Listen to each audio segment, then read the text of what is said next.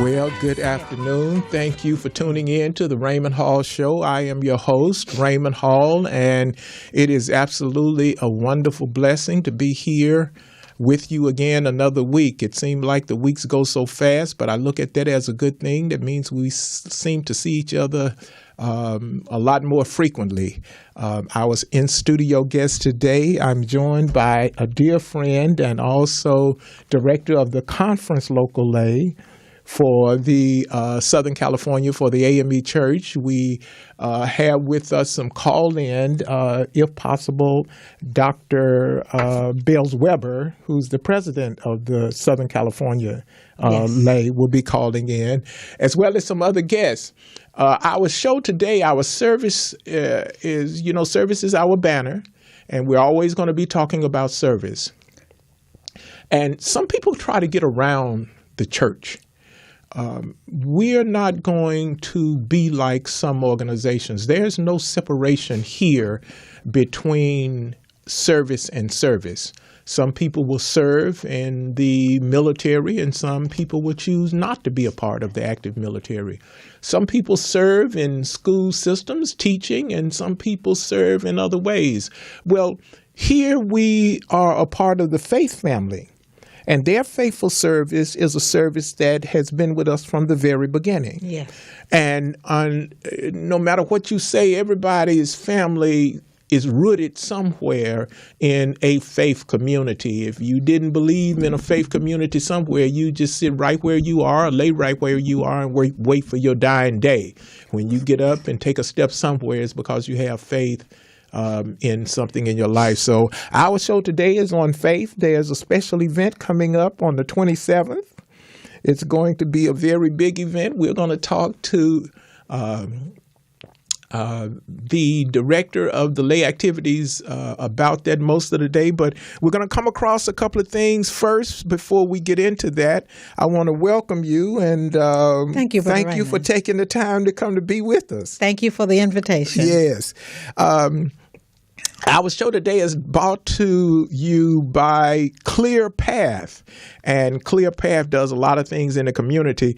They are going to have a cardio dance exercise. This is where they bring together dancing and cardio exercise, and it's going to be right here in the community. You can dial, it's going to be from 9 a.m., from 8 a.m. to 9 a.m. at 888, the telephone number is 888, 978-8404. Excuse me, once again, 888-978-8804.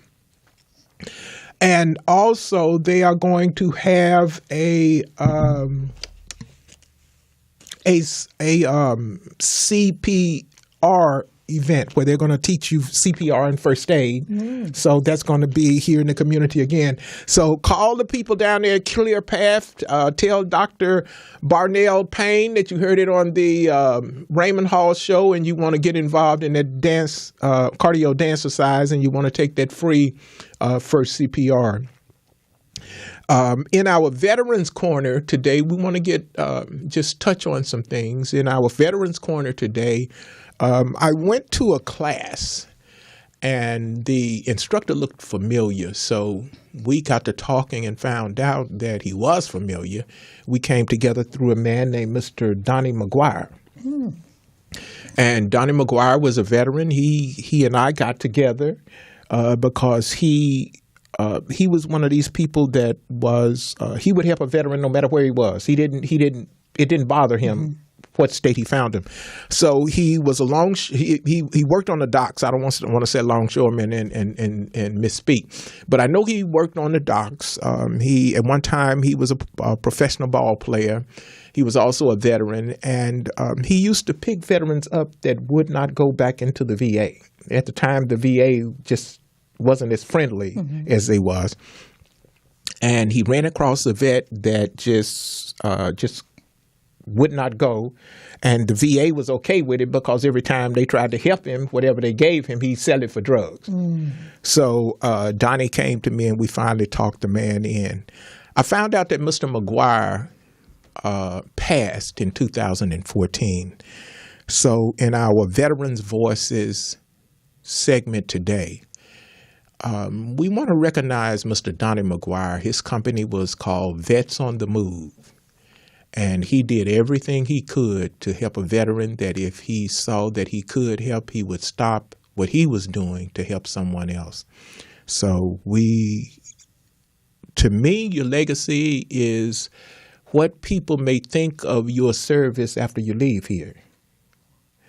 And his service is one where we have to remember that he helped a lot of people that was absolutely at their wits' end. And so a big salute to Mr. Donnie McGuire and all of the people that had a chance to meet him and all of the people that benefited by his presence.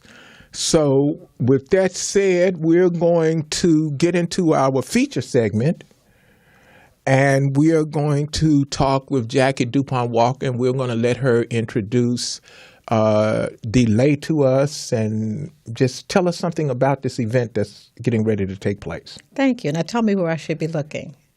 Anywhere you want to look. Okay. The camera will take care of it. Yes. Thank you very much. Okay. I am so pleased to be here today and just honored to be a part of the Raymond Hall show. You walk the talk. And so you not only talk about service, but you give service. Thank you. The Southern California Conference Lay Organization is a part of the African Methodist Episcopal Church Network in Southern California. There are some 55 churches from Bakersfield to the northern Mexican border, from the Pacific Ocean to the border of California at Arizona and Nevada, and then we dip in and pick up the Las Vegas area. Okay. Those churches come together once a year at something we call the annual conference. Okay. And that's where we report on our labors. Now, we're the largest. Are we the? Is this we are not. The fifth is not the largest. We are significant, but we're not most of our strength is in the South and the East Coast. We do well. We do well. We've been in walking Southern around California. saying some things that wasn't true. Okay. But Southern California Conference is the largest conference in the 5th Episcopal District. Okay. And so we are the largest there. That makes you right? Okay. But I learned something. Okay. So we are coming together the last week in October for that annual conference where we report on our labors. And actually we bind up our wounds and get ready to go back out. Okay. Because our churches provide service and ministry throughout Southern California. On Friday evening is the opportunity for laity, those people who are not ordained clergy, to come together and focus on what we believe is impactful ministry, what needs to happen. Okay. And this year, our Bishop, Clement Few, has asked all laity on their Friday evening service and opportunity for gathering to focus on education. Okay. And we thought about, what needs to happen with regard to public education in Southern California. Okay. One thing is we live at a time when people are forgetting that public education is a doorway to opportunity and success. While some people are fortunate enough to be able to pay for education, majority of the people need to use public education. And so we must make sure there's excellence in public education. And that's not necessarily what's happening now. No, actually it's an assault. Yes. On the public school system. Okay. And so the Lay Organization of Southern California is going to focus on what people of faith can do in public education. We know that a number of people have been employed and are currently employed in the various public education roles. Correct. So one of the things we want to do is to recognize the labors they already have done. Okay. And so we're asking every congregation to identify lay and clergy who are involved in public education. Okay. And normally we think of the teacher and the principal.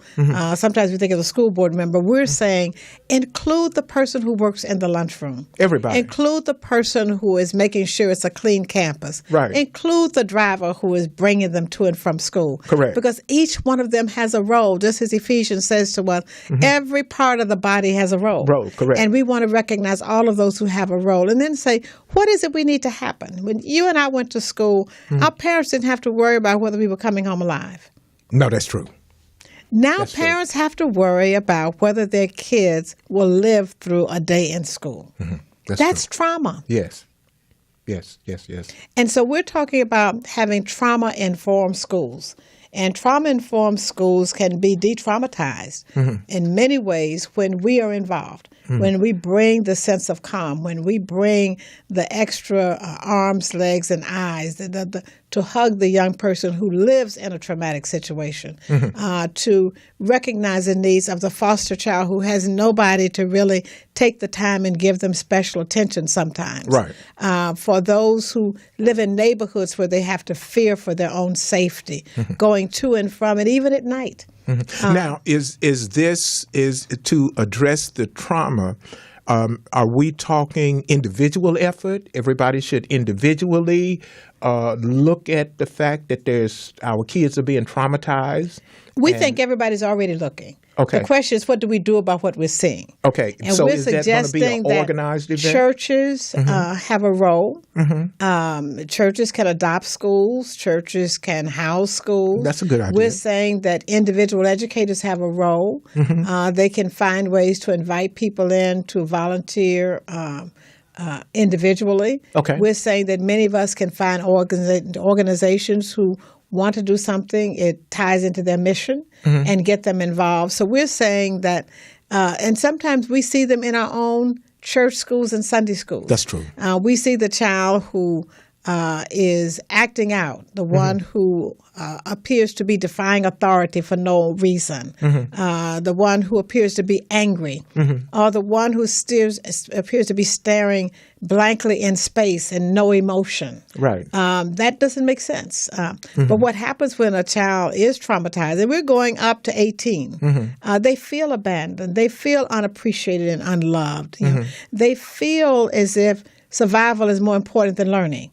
And so when they're in a situation, they're still surviving. They can't just throw that off. Right. And so with a trauma-informed environment, we recognize those signs and we can try to change the outcome, which is not good. We know that the child living in a traumatized environment is 23 times more likely to have difficulty in school. Right. 23 times more likely now, to have does that difficulty in suggest school. that they would not complete their schooling or leave Not early? complete, be sent to special education, be defined with learning disorders, be suspended and expelled, be sent to juvie because of activities about being wrongly treated in school, picked on. Kids will bully and tease. I mean, teasing was painful when we were there, but the level of bullying that young people experience today is very harsh. Yeah.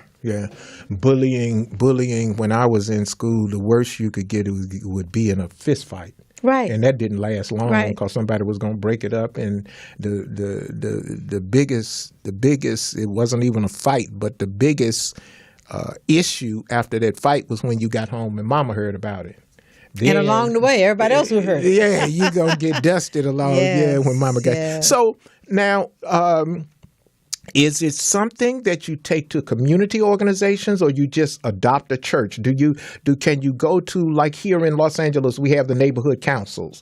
Can you go to the councils and talk about this? Because I've never heard anyone talk about it the way you've explained it to me. The role of the church is to provide ministering service and involve and envelop anybody who will do it. Okay. And the church is us. Okay. And so we come from all those places you're talking about. So hopefully as we talk about it and as we try to develop an action plan, people who are part of the congregations will say, hey, this can add to that success because it's going to save lives. And Correct. this really is is a rescue operation Yes. for our public schools and everybody who's involved in it. Some of the teachers may be even traumatized by having to go into an environment where there's a check for guns. Right. And let's say somebody has already come in the school and assaulted a teacher. Right. That's a trauma. So we want the kinds of environments that can happen that will make a difference. That includes our volunteering, showing up, providing support, providing just a light atmosphere Okay. It may be the only place that some kids who live in traumatic situations have where they can exhale and just wait. So, yes, it includes bringing all of those in, but hopefully the church remains one of those trusted voices where if something is happening, people raise their hand and say, I want to be in. Right. And so we're bringing, because it's something I'm learning, but God has put it on my mind and in my heart. And focusing on this is something we can't wait for. It is urgent. It is our watch. Right. And we have to make a difference. So Dr. Nicole Baker Fulghum with the Expectations Project nationally has taken on the role and the duty of waking up the people of faith. Okay. There's something you can do. Well, you can make a difference. Yes, and so we're bringing from her to talk about that. She actually was educated here at UCLA. Okay. So she knows LA Unified School District and the surrounding districts. Right. She knows what we're experiencing. And one of the things she talks about is your zip code should not define your destiny. Yeah. I think that's another one of our segments. Right. And so that's extremely important. So the Expectations Project is encouraging people of faith and the faith denominations and groups to wake up and do something. Yeah. When we first talked about this, so many things came to mind because when you look at the schools and you look at children having to go through, I call it an indoctrination with all of the bars everywhere. You know, it's you got them going through bars, so they're used to passing through bars like it's jail cells and the all of the things conditioning. And so the worth of life, the value of life seems to be demeaned. You're right. Because of they are attacking our children in so many ways.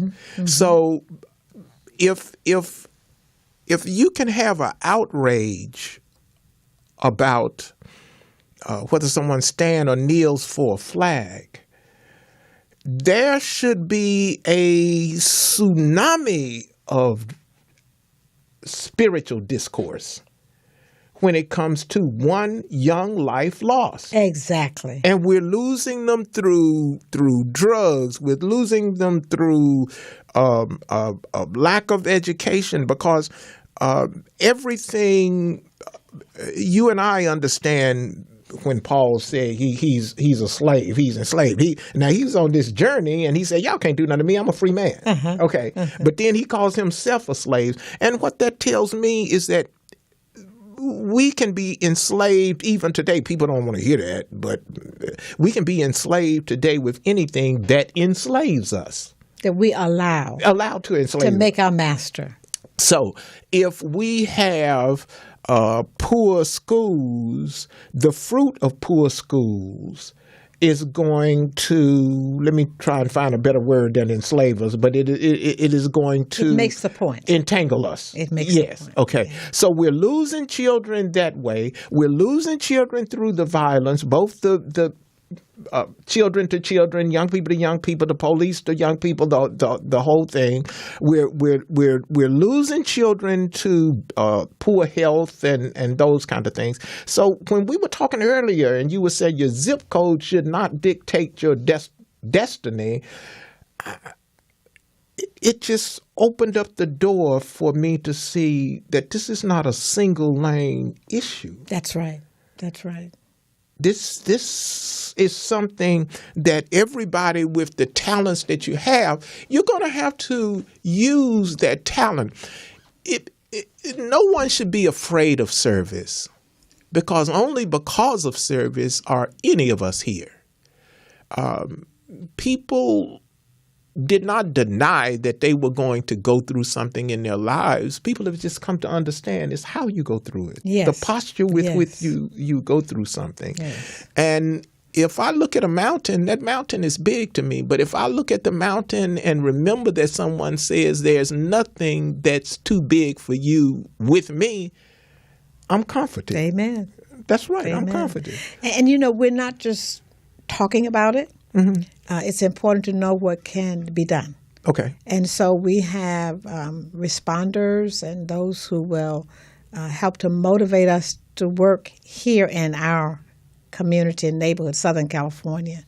And so Dr. George McKenna, Right. who many know from having turned around Washington High School, Right. From a failing institution to an Academy of Excellence, now serves on LA Unified School District Board. Right. And he'll be there to talk about what we can do to make a difference. In Now, you LAUSD. mentioned responder. How do you become a responder? What does We've that? identified 3 people who we think bring information about opportunities Okay. for churches and individuals. Okay. So you can immediately, in the moment you're feeling, I need to do this, here's some options, some opportunities, and know that you have access to get that done. Okay. And so he is one responder. We also have Mr. Alex Johnson, chair of the school board for LA County Board of Education. Now, as much as I thought I knew about education, I didn't realize that the largest group of students at LA County Board of Education are those who are in juvie and other group situations. So that is a group that really needs us. They've already put themselves in harm's way, either deliberately or accidentally, and are going down that path to prison. Now, you say they're the largest group. In LA County schools, because they provide education for those who have been detained. Wow. So whether they're in the group homes or juvie hall, all of those are people they provide education for. So how wonderful would it be to not wait until they're in the federal prison or the state prison, but to really be able to show God's love at this point, to help turn them around, to let them know somebody cares that I breathe every day. Somebody cares that I can learn this. And the brilliance that I'm using to do this unacceptable stuff, I can turn toward a path in my career and my life. So he's coming to talk about what we can do with LA County schools. And then the pipeline for many who can't afford to have these big loans to go to school is a community college district. Right. And so we have the chair of the board of community college district, Ms. Sydney Kamlager, who's going to be there to respond. Okay. What can we do? We now know that there's a possibility for a great number of people to have this first year free. True. How do we match that? Why are the community colleges struggling to get people enrolled when that opportity is there? It's there, right? Yeah. Now, she'll be at the event. Yes, those 3 will be there, along with Dr. Nicole Baker Fulgram, to talk about these trauma-informed schools and environment. How do we create those safe places and spaces? And everybody has to do that. The person in the office, when a student walks in and they've been kicked out of their classroom and they've got to go to detention, that person has a role in recognizing what they're going through. Especially our young people from foster care. Yeah. It's something that just came on me. We need to give your contact number often. A lot of times we'll give that number at the end. Okay. But I think with the content that you're sharing with us, that we need to give that number often. So well, please call me at 213-494-9493. Or as my husband Sonny says, 213-494-9493. All right. Okay. And you can always find it. We are going to post that information on our page. And don't forget to follow us and like let me point out, it's interactive. It's not just talking heads talking at people. There is time for the people who are in attendance to share their observation, their ideas, so that we come out with fresh perspectives from everybody, because there are no experts. There are people who spend a lot of time working on this, but everyone has something to contribute who has been involved in any way with public education, whether it's a student, something they remember, or young people in the system now, or if they work in the system, or if they retired from the system. We want everyone to be in the room, because we want to have messengers to turn around public education so that we have those trauma-informed environments for our kids to go in and learn. Because all of us know kids who were in school with us who didn't have all the support that some of us had. Right. But the environment supported them. And you hear people saying, I went to school and some teacher believed in me. And helped me. Right. the janitor believed in me and took me home every night, because they saw me sleeping on the bench. It didn't start. It's just in such large numbers now. And it's overwhelming. And sometimes the way our system is set up, we don't allow the kind of bonding and relationships that save some young people in our day. That's true. Well, in my childhood, the church was always a safe haven. I mean, for me, home. And it still needs to be. It was church. It was so many of us. We could get into it with each other, but you dare not try to do something to one of us, because then you had to deal with the whole house. All right. And it was 7 of us. But also, the County of Los Angeles has a senior program. Yes. Where the seniors read to children. Yes. I think it's only in the library. So I don't want to take away from the county's efforts and events. Oh, no. But if some of those seniors, if you have a need or a feeling to support or adopt a church, then help some student. I was talking to my sister earlier today. She's in Memphis, Tennessee, and she retired as a teacher. Uh-huh. And she told me that today, most of the schools that were public schools have now been taken over and made private charter schools. And she said a very high number. She said something in the 40s. I'm going to pull back and be a little conservative. Not that I'm saying that my sister's not right. I'm just going, for this broadcast, I'm going to be conservative. Right. Even if it's 30s, even if it's 20s, that's too high for people who can't read. Well, there are public charters, and I'm hoping that's what's happening in Memphis. But there are public charters here, and that still is a part of the public school system and supported by our tax dollars. And we should be equally concerned about what's happening there. While there may be some features that people think make it better, like smaller class sizes or easier for parents to engage because they actually sign a covenant about how they will. We need to be equally as concerned about every environment that's a part of the public school system, where our kids are. Right. And so, that system is relatively new, so it has not had an opportunity to be fully evaluated.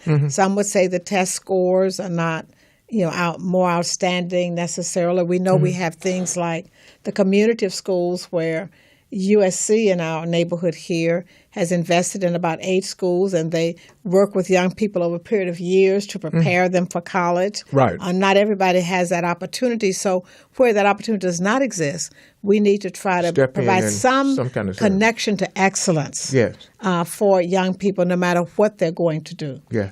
Do you well, now I'm going to tell my age. There used to be a saying, reading is fundamental. Yes, it is. Still is. Yeah. Okay. So that's what I thought about when she said that. I'm just, okay, we may not understand the sciences. We may not understand the math thing. But when you say we have 30 or 40 children, someone that's on the path to get on the path to make their way, and they can't even read. Right. And that's a problem. Yes. And we know what has now become a very well quoted phrase that by age 3, there's a calculation of number of prisons needed based upon the reading levels. Yeah, I heard that, and I thought that was awful. They said third grade. It's age 3. 3. Oh, age 3. Yes. Because at third grade, you, 8 years old? Yes. So it's very important for us to do everything we can to provide the best pathway, because most of our children are in public education environments. Okay. All right. So let's go down to and let's talk about voices champions for kids desperately in need. The champions are the people you talked about. Those who will go and read. We have some residents of Rosa Parks Villas, one of the housing developments that the organization I had has. And we have people who go and read on a regular basis. That is something that our elders and many of our friends who've taken the golden handshake because it helped them to leave when they were 50 or so years old from their jobs, 55. Those are places where they can go and be champions for young people. The others are serving on school boards and some of the committees. because they have the wealth of time to be able to do it while other people are trying to earn a living. Okay. And so that's Now, extremely important. can they call you and you help them with We're going starting to talk a group? about that on Friday night. Okay. That Friday night, October 27th, we're going to talk about, and that's why the 3 responders are there, to talk about what can be done in the here and now. Okay. Dr. Nicole is going to kind of set the stage and talk about the national and global picture and what's happening. And they're going to say, okay, you get it. This is what you can do here in Southern California. Okay. Now, I want to share something with you that's very important. The AME Church is the oldest denomination, the black denomination in the country. And everybody know my motto. I don't sell things. I don't ask people to do things. But could it be that when you cut out your support, that you cut away part of the future for someone else? See, as we grow, we learn more, and our values change about what is of value.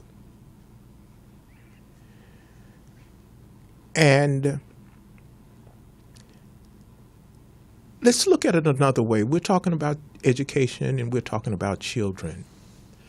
So if your understanding or if your personal belief doesn't allow you to participate as others, think about a child maybe that's not here. Think about if your kids are grown, your kids' kids, what needs to be here for them. Yes. And one of the institutions that needs to be here for children yet to come is a strong institution of accessible and public and credible education. Absolutely. Okay. There was a situation when someone called me a name, and before my education experience, I was hot when they called me that name. I was ready to turn back the dial and be a Marine again. But after school, I recognized, you know what, you can call me whatever you want to call me because I'm always make more money than you. I'm always have a better position than you because you don't have any education. And I know you don't have any education because you standing here calling me a name and you just don't know what that could do to you. So if I educated you, that would be a different thing. But now I'm just going to laugh at you because you don't have any education. So don't be so busy that you don't have time for your future. Now, we have a call, so we're going to take this call. We're going to put on our headphones and see who the caller is. Good afternoon. This is Raymond Hall, and you're on the line. This is with the Raymond Hall Show. Who's on the line? This is Frank Stokes. How you doing, Raymond? Hey, Mr. Stokes, how are you doing? Ladies and gentlemen, we have Mr. Frank Stokes on the line. Earlier in our Veterans Voice Minute, we're here, Mr. Stokes, with Jackie DuPont Walker, and we're talking about education. Mr. Stokes is an instructor, and he teaches business and entrepreneurial business. I don't want to violate any norms, so I won't start names today. But he was the one that informed me about Mr. Donnie McGuire. And when he told me about it, it just blew my mind because I tried to call him, couldn't get a hold of him, and he told me it passed. So, Mr. Stokes, if you want to take a moment or two, we are kind of mixing and matching some things. Share with our viewing audience a little bit of what you know about Mr. McGuire and Vets on the Move. And if you want to share a little bit about yourself, that's fine too. I just don't want to break any norms. No problem. No, I called because Donnie certainly had a heart for veterans. He was a veteran himself. And he and I served on a task force together regarding homeless. That's how I met Donnie. And he told me about the plight of veterans and something I wasn't quite aware of, and he asked me to help him with his foundation, Vets on the Move Foundation, and Correct. that's how we began to work together. So what I learned is that he would help veterans who were homeless. He had places for them to stay, Correct. and he also would help them with application for benefits, Mm-hmm. as well as transportation to and from medical appointments. And I saw success stories. I saw many men and women who Donnie had helped, and they were when he found them, they were on the street, but they ended up finding a job and their own place to stay. So he made an impact, and I really appreciated what he was doing, and that's why I worked with him. Okay. Well, we want to thank you for taking the time to call in support of Absolutely. Mr. McGuire. Vets on the Move made a big difference in my life. We worked on several things together, and it just I can't say too much because he was clearly a demonstration of service. But let me say this: there's no accident in my being here as you're having this topic, because one of the key initiatives of Mayor Garcetti is to eliminate homelessness, not work on it, not reduce it, but to eliminate it. Mm-hmm. And a large percentage of the homeless persons are veterans. Correct. And so there's been a very strong initiative focusing on veterans that continues. I'm sure that Mr. McGuire is smiling from heaven now because of some of the funds that have finally come into play. So we can actually open up some of the boarded up motels and make it home for many, and to actually build and to retrofit. And churches are being asked to take their vacant properties and properties they're renting out and put veterans there. Right. But the organization I had, Water Economic Development Corporation, was approached by a young man who was a single parent who talked about what it was like to be homeless with his kids. And out of that, he put together a focus group, and we went. My surprise was that a majority of the single parent formerly homeless vets were men with children, Right. both genders. And so out of that, we put together a proposal to create a campus for formerly homeless single-parent vets with their kids, that they would come in and have a support environment and put it together. And they have to be under the radar screen, because if the system found out that there was an adult homeless with kids, they take the kids and put them in the system. Right. And so they have to couch surf and ask people to take their kids in. So Casa de Rosa, we're prayerfully going to have up and running in about 18 months. And it'll be a campus in South LA where the single parent can come with their kids and get their life together, have a safe environment, a trauma-free environment for their kids. We'll have a daycare on site. And hopefully in 3 to 5 years, they're ready to turn their apartment over to the next formerly homeless vet. Right. And so as you're talking about this, I'm sure that I'm going to talk to Brother McGuire in heaven myself, but Right. he's smiling because his voice being consistent over all of those years has obviously made the difference, and the people are finally paying attention, Yeah. and resources are being put there. Yeah, I will. That's right. There was a lot of things that we did together, but there was one very monumental moment. There was a young man. I'm not going to call his name, but everybody knew him as Doc. Doc was chronic. Donnie stopped what he was doing to help Doc. Doc was in a wheelchair with the flag taped to the back of the wheelchair, and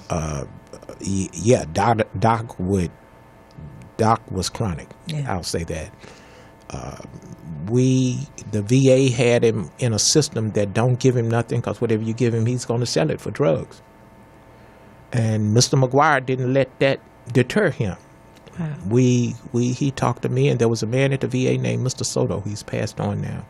But we talked to Mr. Soto, and Mr. Soto talked to the very best nurses in that ER, because, you know, he was his hygiene was a big issue. Yes.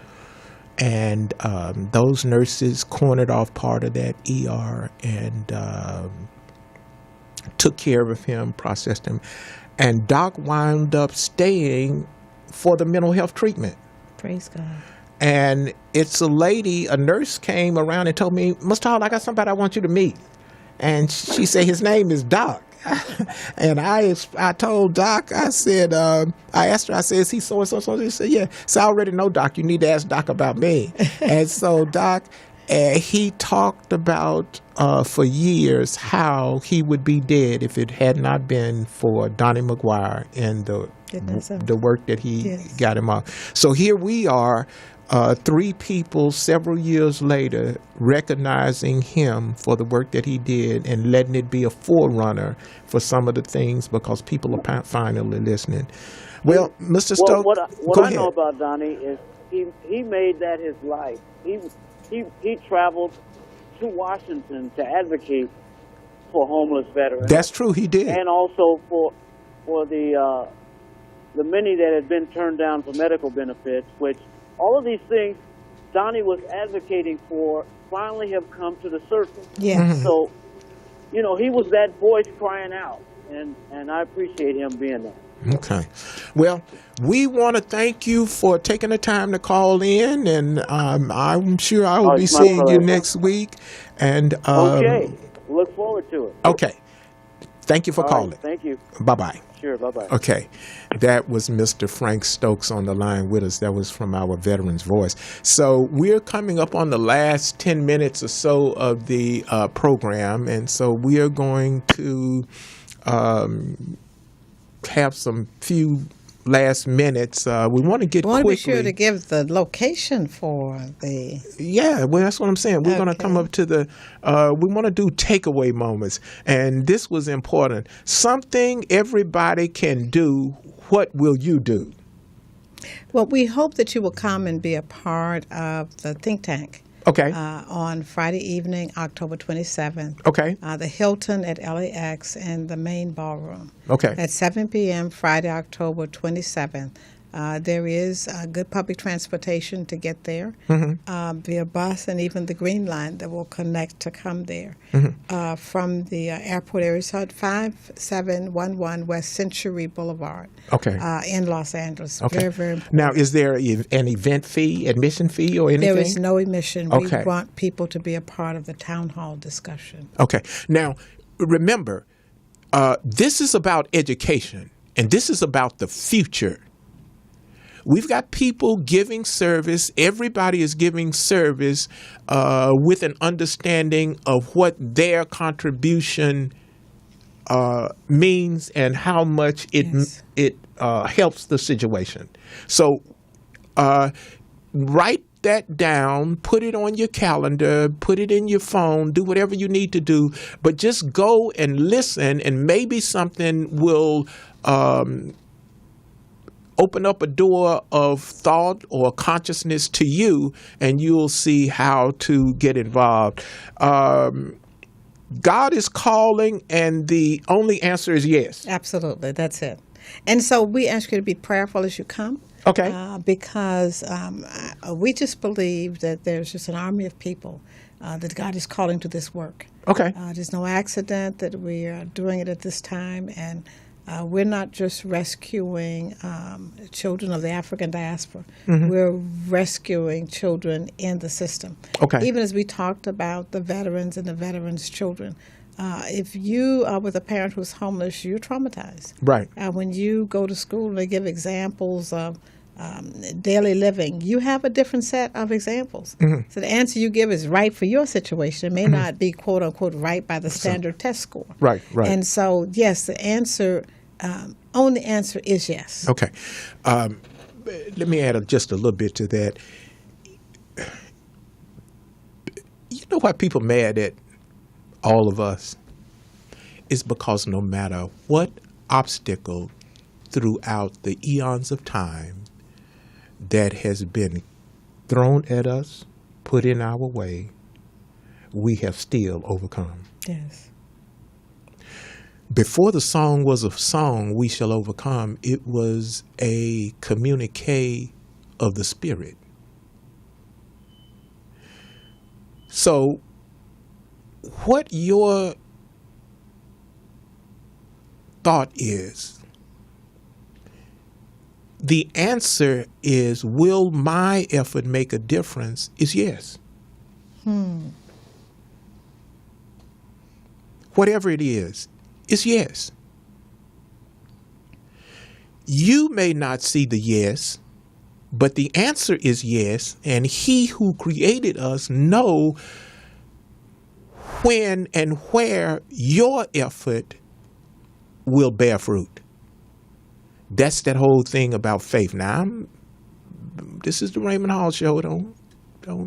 I got the word of God for today coming up, so I'm not trying to give you a sermon, but the word is always good. Absolutely. I'm just saying that don't think that the people who oppose you don't recognize what you're doing. If they could have wound up and bound our ancestors, we would not be at liberty to serve today. But they could not dampen the spirit of service. They could not break the vessel to which the spirit was in. You beat them, you starved them, you sold off the children, and yet the Spirit says, I will give service. Yes. Okay. So come down to the event, let your spirit lead you, have some consciousness, because they gonna get mad again because you're gonna give service. Okay? I can go there, but ask yourself a question. Why you think they sending all of those satellites to another planet? Because they can't get you and break your spirit here on Earth, so now they want to know, can we just get away? That's their problem. Our concern is our children, and they require our service. Okay? And contact information. Contact information, please feel free to give me a call for more information and dialogue. But we're going to have that rich beginning on October 27th, and it's 213-494-9493. Okay. 213-494-9493. 93. Okay. We're all going to remember that, and we certainly want to thank Mrs. Jackie DuPont Walker for coming into the studio. And thank you so much for giving us this opportunity. Yeah, thank you. Because I'm not sure what happened to our call-in, but know that Dr. Dorothy Vales-Weber, our president, wants us. She is a seasoned educator. And Mr. Aaron Jenkins from the Expectations Project is one of those national resources that we can help connect people of faith who want to do something about creating trauma-informed environments. Okay. Trauma. What does it look like on your block? Trauma. What does it look like on your porch? Trauma. What does it look like in your house? What does it look like when you allow it through lack of service? What remains of all of us is that part of us that was a benefit to others. If opening a door today is the best that you can do to give service to someone else, gladly open that door. If somebody needs a nickel, give them a dime. And when you give them the dime, you've given them enough to help someone else. They just needed a nickel. Think past that place of you, and you'll come to an understanding that at most, I'm like a brick in the wall. My brick is my life. The mortar that surrounds me is the people that gave service before me and the people who will give service after me. And that mortar that surrounds me, the brick, is what builds the wall of service. Somebody can pick me up and us up as a brick and throw us across the street as a brick. But you've never seen anybody pick up a wall and throw it.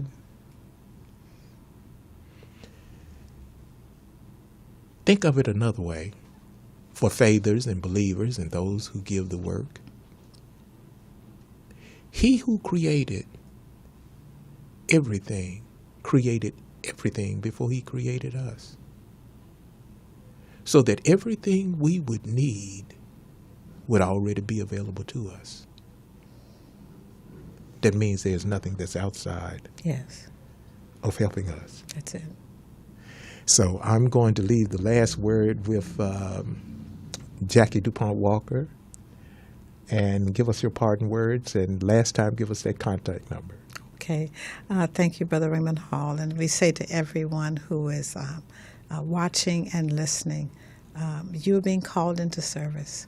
Ephesians 3:21 says that God will do far more than we could ever ask or imagine.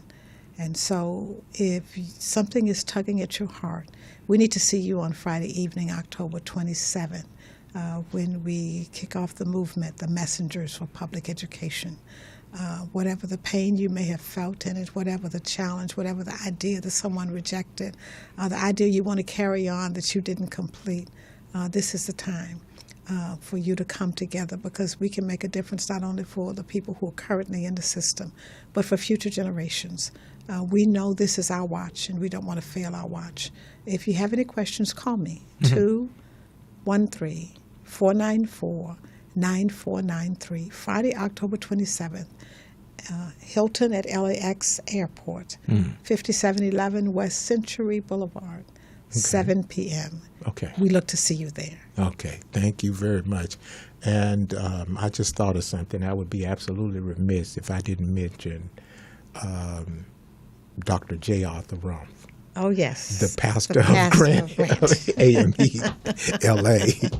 Absolutely. He would look at me a little strange on Sunday, but he's my friend. He's a community man. Yes, he is. He's a Yes, man he of God, is. but he's a community man. And you have the Kirkland Academy there. That's correct. Which takes kids who have been perhaps traumatized and who need to feel good about themselves and who can learn through STEM. Yes. And you've been doing that for several summers, and Yes. it's an outstanding program. Yes. So They've been on the show. I saw them. Yes. I saw them. They've yes. been on And so the you show. have one of those answers. Yes. It's the kind of thing that other churches can do. Yes. It's a local effort that God is blessing. And once you start to do that work that God calls you to do, the resources come. You don't know where it is when you start. All God asks us to do is to be faithful and available. I met a young man that, well, I actually didn't meet him. He sent me a letter. And he sent me a letter, and he said, Brother Hall, we met somewhere. I'm not going to put that out there. But he said he wanted me to go and talk to his nieces and his grandson. And he wanted me to tell them the same story that I told him. And he said, tell them that I said listen, because I don't want them following my footsteps. Wow. He wrote me from a prison. And he said he cared absolutely nothing about church before he got locked up. And what I just shared with him is that, I can't talk to you about church, but I can talk to you about the spirit man. Yes. And that spirit that talks to the spirit man. And he said, well, he didn't think I was crazy, but he just didn't understand what I was saying. And he said he remembered that, and he said that was one of the things that helps him today. And I mean, he had so much time, it was like you could get a headache trying to figure it out. Yeah. And so he wanted me to go and talk to his Intercept the cycle. And Okay. that's what we want to do. Right. Intercept that cycle. Yes. So that's why, ladies and gentlemen, you see us with a lot of people here on the show. That's why you see Mrs. Jacquelyn DuPont Walker here. She's talking about the service, and everything else will take care of itself.